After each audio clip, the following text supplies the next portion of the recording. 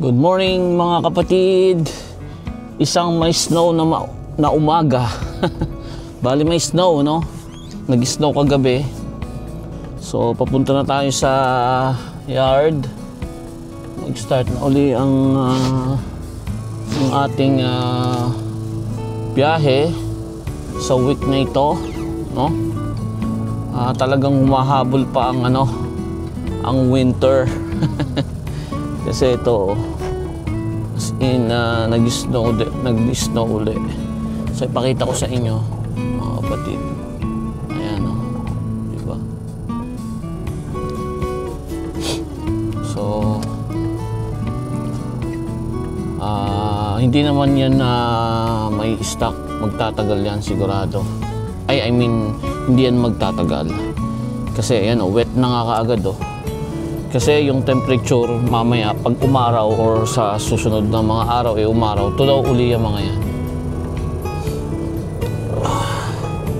So yun, nag-rest lang tayo ng 36 hours and then narito na tayo uli sa kalsada para magbiyahe na uli. Habang merong biyahe, biyahe lang ng biyahe ngayon kasi nga yung nabanggit ko na about sa tariff, later on mararamdaman na yan. May mga news na nagsasabi na meron ng mga layoff ng mga workers sa ibang industry. Pero sa trucking wala pa naman akong nababalitaan, pero for sure meron na yan dahil sa nangyayaring trade war between Canada and US.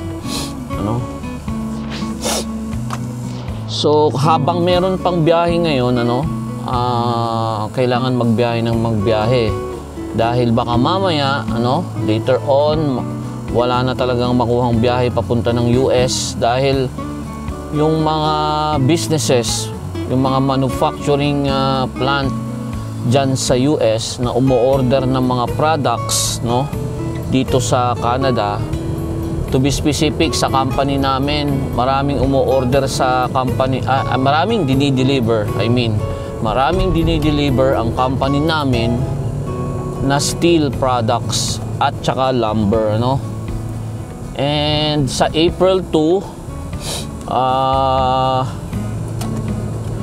meron ng panibago na naman na tariff na nakaamba, yung reciprocal tariff na i-impose ni Trump na magti-take effect sa April 2, yung reciprocal tariff na yan na kung anumang bansa ang nagtatarif sa mga produkto ng US papasok sa kanilang bansa, magkakaroon ng reciprocal tariff, parehas na tariff.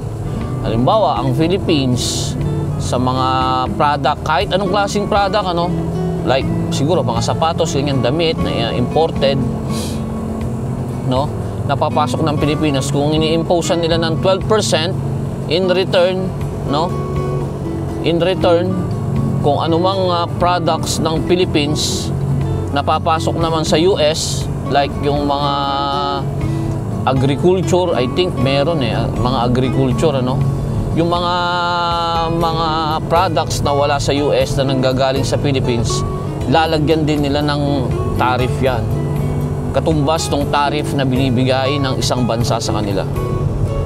So kaya ngayon habang merong biyahe lang ng biyahe dahil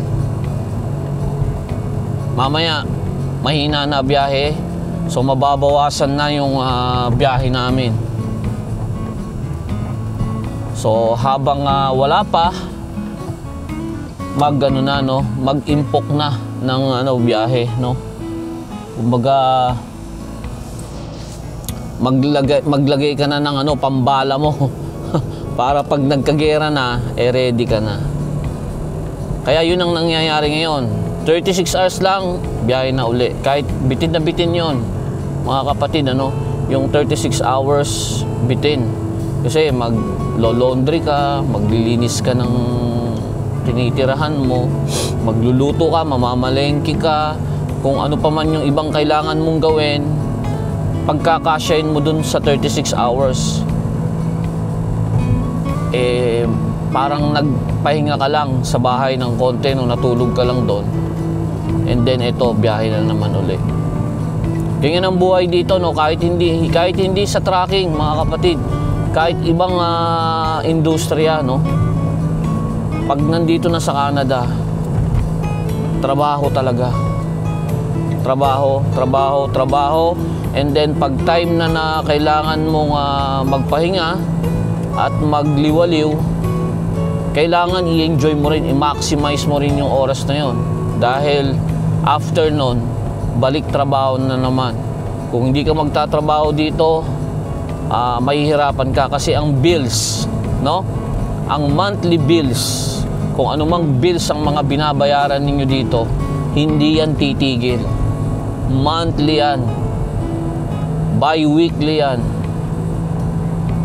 na nandyan palagi. So pag tumigil ka magtrabaho, no, at walang income na papasok, ano man ang naipon mo, unti-unti ang mababawasan, unti-unti ang mauubos. Ganun ang labanan dito, no? Hindi ka pwedeng magpabanjing-banjing dahil totoo, mas malaki ang kita compared dyan sa atin or sa ibang bansa, pero ang cost of living dito, no, is mataas din. So parang ganun lang din. Ang advantage lang ng mga immigrants, no, like Filipino, Indian, Chinese, lalong-lalo na tayo mga Pilipino, kapag ka nagretiro na tayo, no, meron tayong matatakbuhang inang bayan, ano, Pilipinas, na kung saan yung natatanggap mong pension dito at yung naipon mong pera is malaki ang value pagdating sa Pilipinas. Compared do sa mga puti, no, na nandito lang, dito rin sila tatanda, pag nag-retired sila, dito lang sila, yung value ng pera nila, which is parehas lang din sa mga Pilipinong immigrant, ano, na naging citizen, dito nila gagamitin yung pinagretiruhan nila, no, na maliit lang ang value. Kaya nahihirapan sila during retirement kapag hindi nila na planong mabuti.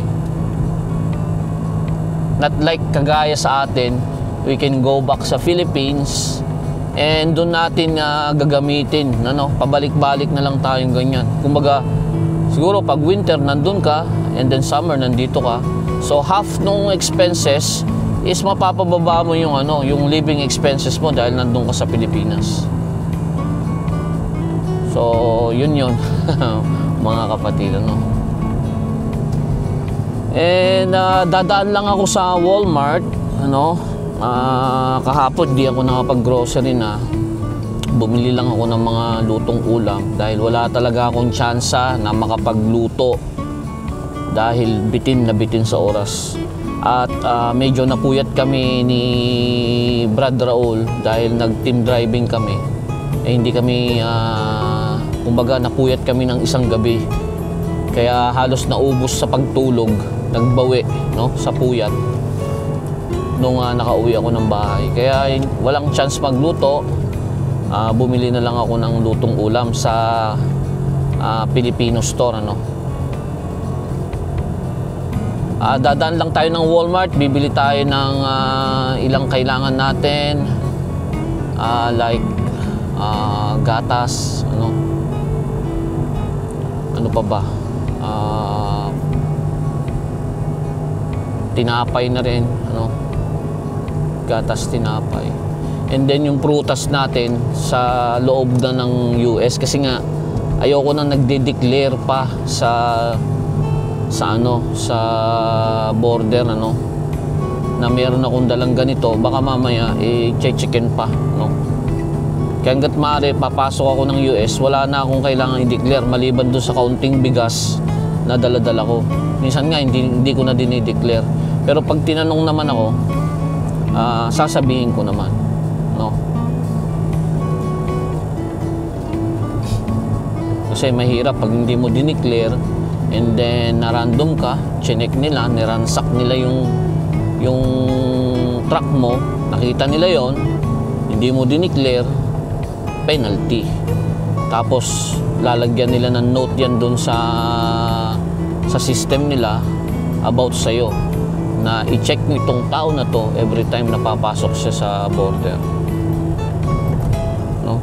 May video dyan si Boss Parco, si Pinoy Tracker, about dyan sa mga pagdideclare na lagi siyang na-check dahil sa prutas. Kaya hindi ako nabili sa loob ng Canada, doon ako bumibili sa US na.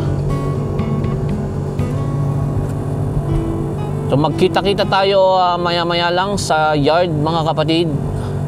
Isang magandang umaga sa lahat. Ayan. Tapos na tayo sa ating trailer. Bali, roll tight siya. Hindi tayo magtatarp ngayon, ano?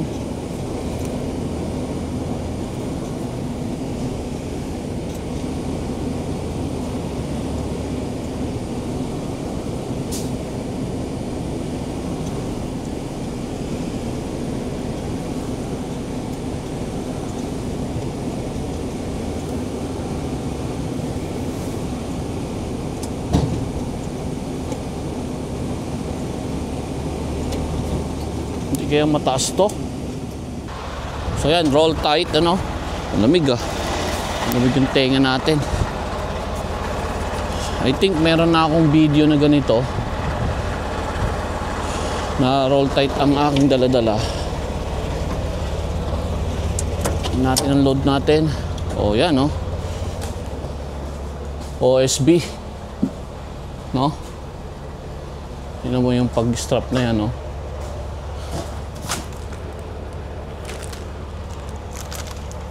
So OSB ang load natin, ano? Maraming ganito, kailangan ko to. So may mga chain din dito.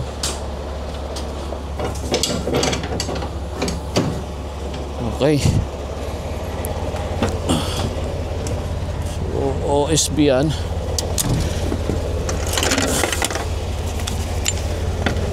So wala tayong tarp.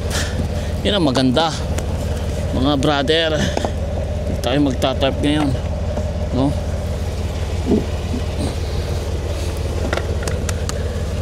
Hindi tayo magtatarp ngayon. Yan ang isa sa maganda sa load natin ngayon. Hindi natin kailangan magtarp. Okay. So supply natin ang hangin yung trailer natin.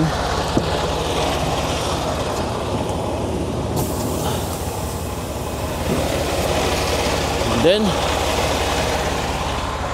quick pre-trip tayo, lights and everything. Itong truck natin okay na yan.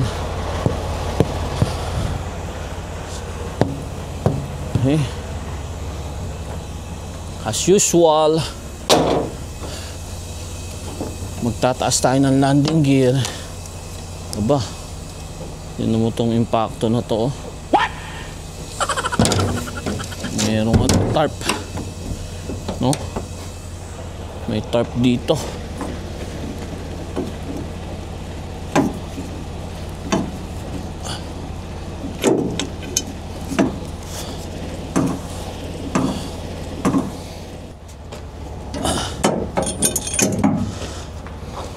Okay. Make sure ang ilalim. Ayan, nakikita ko, nakalock. And then yung trailer natin, of course, yan, tingnan natin kung meron man dyang unusual na hanging, ano.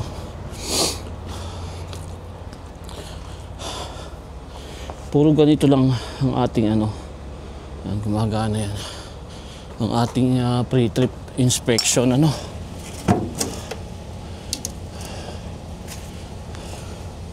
We make sure na dump, lift axle, ba't naka-up to, no?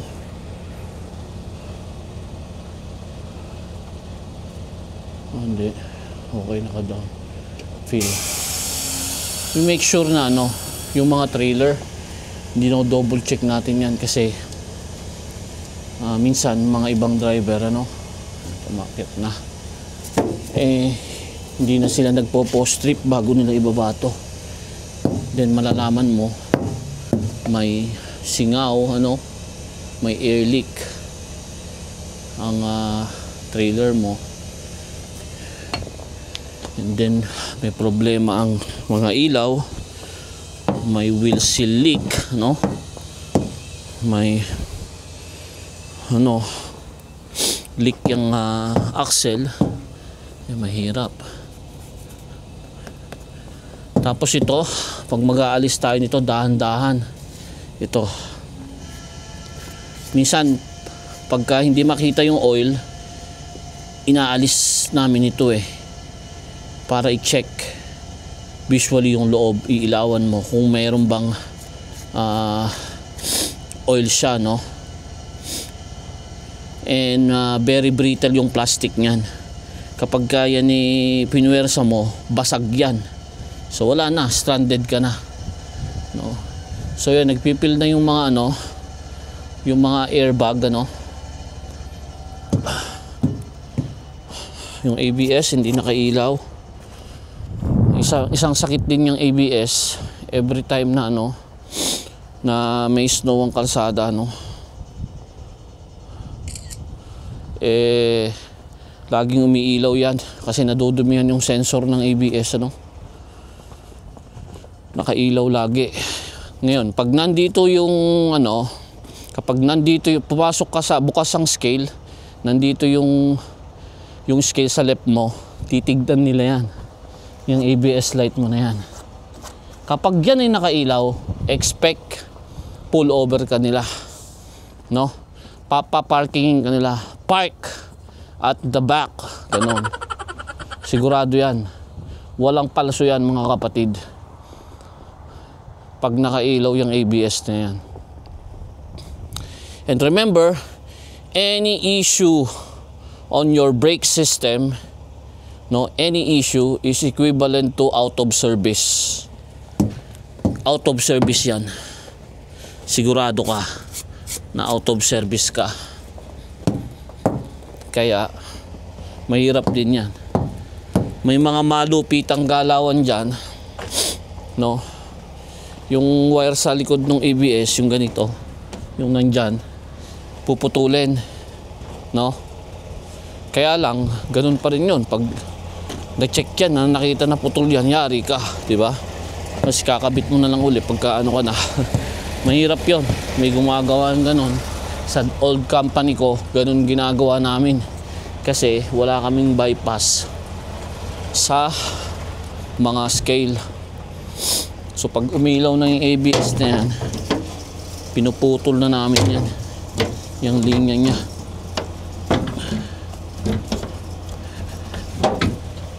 Isang ano, pinagbabawal na technique, which is hindi pwede, hindi namin ginagawa dito sa company namin. Bawal yan kasi bulok yung mga truck namin doon sa dati kong kumpanya. Ginagawa ko yun, ginawa namin ng partner ko na Indiano.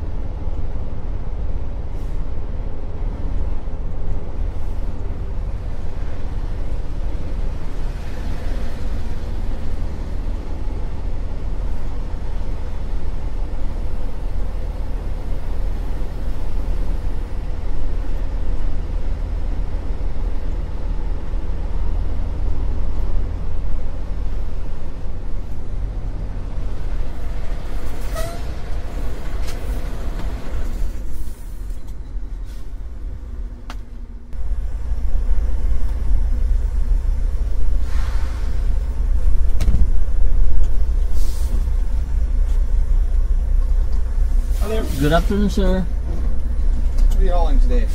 It's an OSB board, sir. Okay.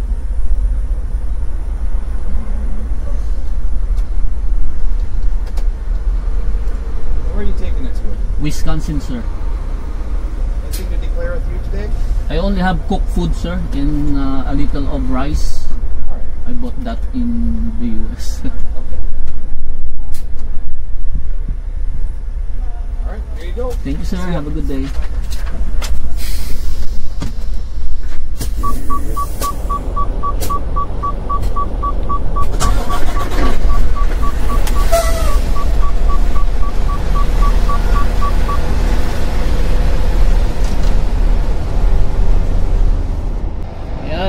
Welcome sa USA ulit, mga kapatid, ano? Tapos na tayo agad sa border. Hindi naman masyado maraming tanong kung ano lang ang load at saan pupunta at kung meron kang i-declare sa kanila. So yun lang naman, and then good to go agad. Wala pang mga 2 minuto lang. So, tuloy-tuloy lang ang biyahe natin, mga kapatid, ano? Gloomy afternoon kasi kagabi, kahapon nag-snow siya, no? So, snow covered, pero yung kalsada rito is okay naman na. Although may wet snow siya, no? Pero hindi naman ganun kadulas ito for sure. Kasi manipis lang naman yung snow na bumuhos kagabi. Kaya okay pa rin. And hopefully hanggang dun sa pagdi-deliveran natin, no, is walang snow, ano, at hindi basa. Although ang ating load is OSB, naka-roll tight tayo. Hindi tayo ngayon mahihirapan na mag-untarp, ano, at mag-tarp. To Wisconsin 54 East, then take the first right.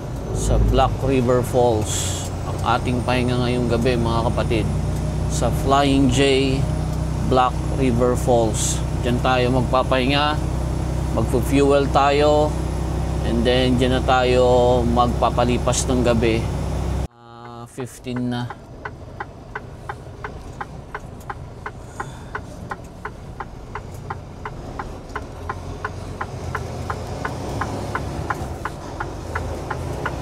In 500 meters, arrive at Flying J Travel Center on the right. Ayaw niya dito mag-fuel.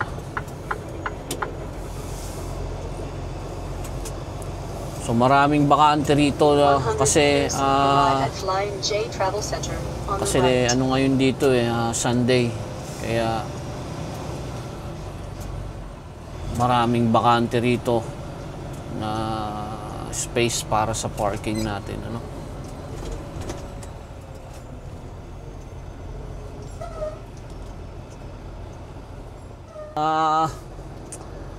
Mag-fuel lang tayo and then we're done for the day. Bukas na ulit tayo magkita-kita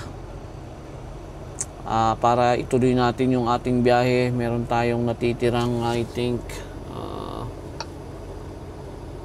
250 kilometers away dun sa ating drop-off.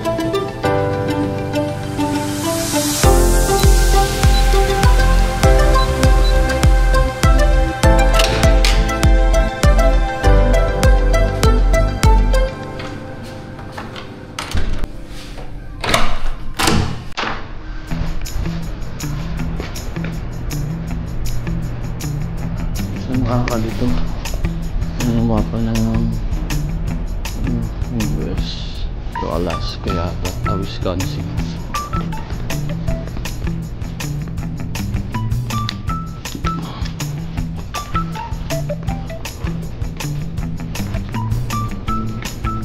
Ito pag gusto mo bumili ng mga ano, mga ano gamit sa truck, mga hose, no? Ganito yung sa akin, pero kulay blue.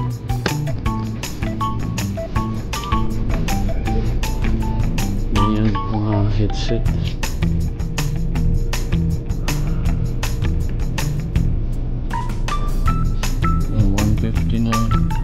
Tapos yung sa akin naman na Garmin Diesel OTR cam. Ito yung sa akin Diesel cam OTR 725. Yan, ang presyo nya is $599 US. Yung malaki $899 yan. Have a good one. Yeah, thanks. Thank you. Have You too. safe out there. Yep, thank you so much.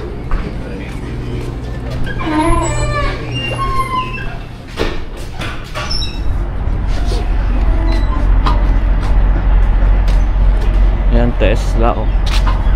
Tesla yan mga kapatid, ito. Yan, i-charge siya. Buti hindi siya binabandal, ano. Yan, Tesla. Kasi nakakatakot na kayo magkaroon ng Tesla.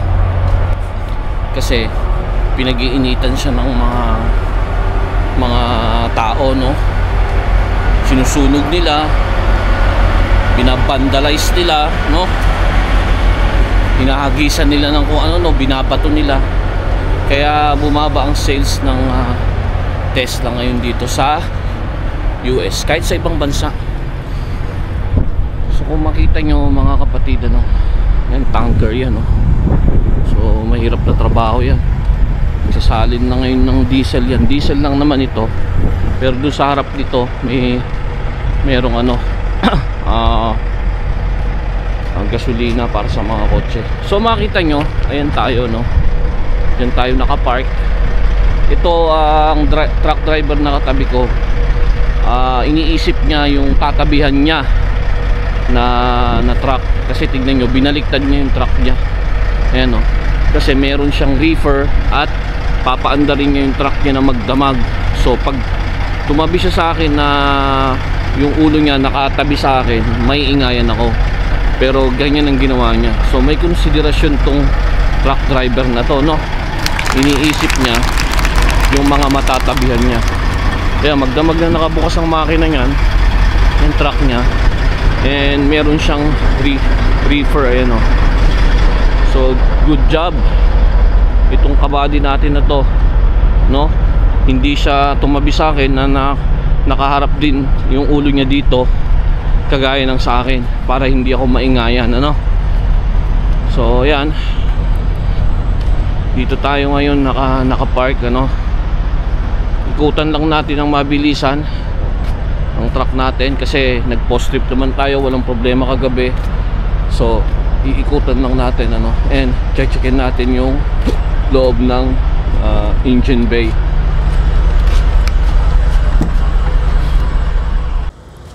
Check natin yung engine bay natin, ano.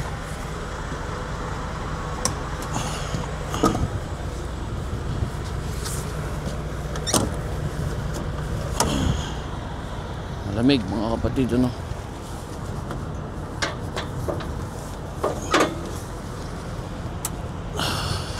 So aluminum tong moose bumper niya, no, hindi ganun siya kabigat. Pero pag moose ang binangga niyan, warak din yan. Hindi ubra yan sa moose. So dito na tayo mag-start since nandito na tayo. So maglalagay tayo ng washer fluid, ano. Kaunti na lang washer fluid natin. Kuha muna tayo washer fluid.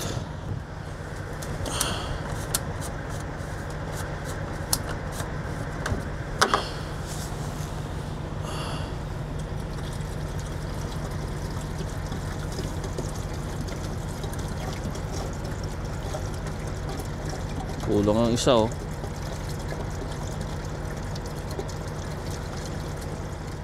Talon na, no? Natapon pa yung konti.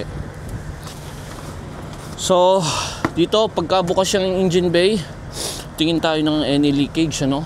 Unang-una, tignan natin kaagad yung makina natin, ano?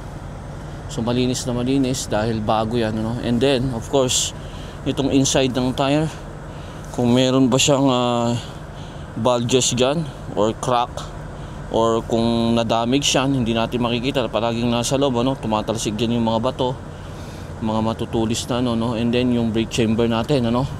Any leakage, no? Kailangan na tignan natin kaagad, obserbahan. And then yung U-bolt tsaka yung suspension natin, ano? Kung meron bang nakita ka na gumalaw, no? Pag meron dyang malinis na part, ibig sabihin gumagalaw, ano? Yung suspension natin, ano? Ito yung air dryer, para i-separate yung moisture sa hangin para pumunta doon sa tank natin, ano?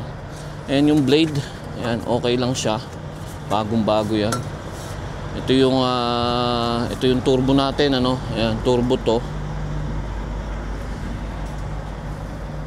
And turbo cooler natin nandiyan sa harap, ano? And then yung hose, tingnan na rin natin.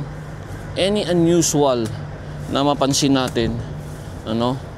Especially dito sa suspension at steering, we make sure na i-report natin kaagad para ma-fix yan. And wag na wag tayong aandar kapag mayroong problema dyan, lalong-lalo na sa steering natin, ano? Sa steering. Kasi preno at yung steering ang buhay natin sa kalsada.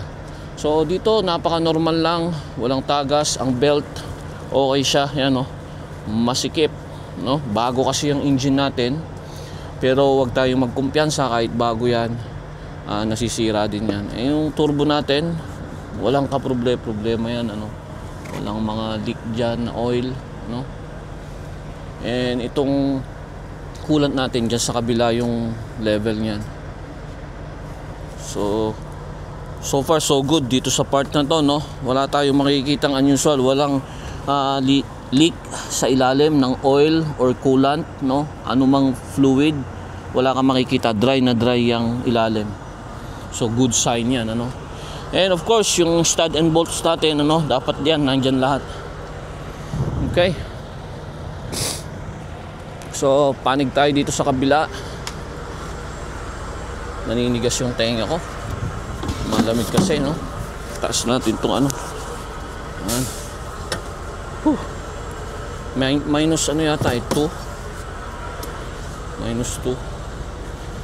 So, ito yung water separator ng diesel, ayan, no? Nagkakaroon na. Pag marami na yan, kailangan ng palitan. And steering fluid, makikita nyo naman, no? Yung level niya nasa max pa rin siya, ayan, no? Nasa max. So goods yan. Yung coolant natin, makita nyo, ayan yung minimum. And then pag bumaba dyan, kailangan ng lagyan, salinan, ano? And of course, check natin tong steering column natin, ano? Steering linkage, ano? Any unusual na slack or medyo maluwag, ano, is dapat i-report ka agad yan. Napaka-importante nito, no? Dahil yan yung sa manibela mo papunta rito sa steering column, dyan sa arm, and then yan yung nagtuturn ng mga wheels natin, ano, nakakonect dyan, then dun sa tie rod, makita nyo dun sa ilalim, para dun sa kabilang gulong naman. So yan yung nag-iikot, no? Tutulak niyang papunta ron, no? Liliko yung gulong, hihilahin niya, liliko. Ayan. Pag ganun lang ang andar niya, yung steering arm na yan, no? Pag ganun lang ang abante atras niya, no? So nandito yung oil filter, ito yung sa fuel filter, yan, dalawa. I don't know kung oil pa rin, hindi ko na maalala, pero itong mga pinapalitan namin dyan pag nag-change oil, ito, tsaka yung maliit dyan, and then ito pag kailangan ng palitan, no? But I'm pretty sure na ito ang oil filter, I don't know kung oil filter pa rin to, secondary, or sa diesel na. Then may maliit pa dyan na filter. Ito na, I think sa fuel to. Sorry sa fuel, dahil nandito yung pump nya. Ayan o. Nandiyan yung pump nya. Kapag kailangan mong i-pump yung fuel, remember ano to, no? Compress yan. May compress fuel yan, ano? Direct engine, direct diesel, direct injection, no? And then tignan natin dyan yung mga linkage. Make sure na nandyan yung mga bolts nya at saka yung mga lock nya, no? Yung mga pin nya nandyan, ano? And ganun pa rin dito sa kabila ng tire. Titignan natin for any crack, bulges or damages, you know. And then tignan natin yung engine oil natin. So makita nyo naman yan, oh. Nag-settle na yan, pero over pa nga, oh. Kung maglagay sila ng oil, ano, over pa. Yan ang mga mekaniko dun sa amin, no. Tapos yan yung mga airlines, ano, make sure na walang mga leak yan, ano. At nandiyan yung filter nya yan sa taas, ano. So yun, yung head cylinder nya, engine block nandyan, wala naman tagas, ano. Walang problema. Any unusual, ano. And then meron ding belt dito, goods naman siya, no. So yan, basically yan lang ang i-check mo, no. Once lang sa bawat biyahe mo. Hindi naman kailangan araw-araw, ano. Lalo na yung ano, titignan mo lang yung ilalim kung may tagas. Pag may tagas, buksan mo na kagad yung hood mo, no. Pag mayroong tagas, oil man yan, coolant man yan, basta may tagas, buksan mo na yung engine bay mo.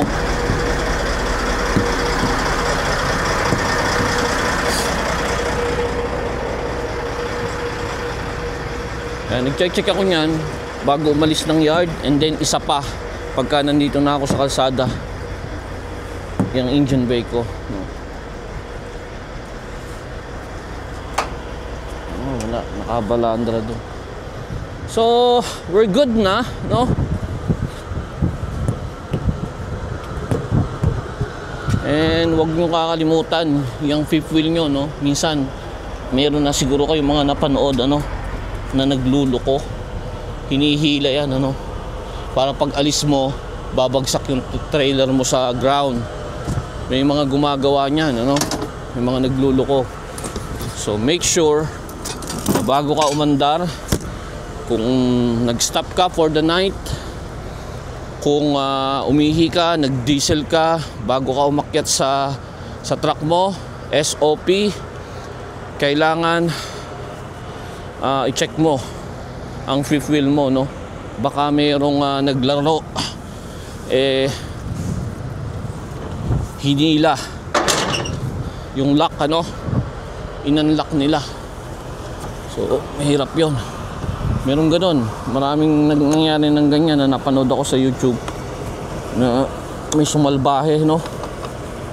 Lalo na pagka yung ano, matagal kang umalis, halimbawa nag-fuel ka, no. Di syempre mag-move forward ka, kukuha ka ng resibo mo, bibili ka ng kung ano. Yung iba nag-CCR pa, yung iba tumatambay pa sa loob ng store. Yung kasunod mo nabibisit, no, nabibisit sa'yo kasi binilak mo yung way niya, may tendency na hilahin niya yung lock ng fifth wheel mo. Kaya SOP dapat, bago ka umabante sa bawat araw, i-check mo yan, ano. So yun lamang mga kapatid, tuloy-tuloy ang biyahe natin. Magkita-kita tayo mamaya sa ating drop-off delivery, mga 258 kilometers away. Isang magandang umaga mga kapatid.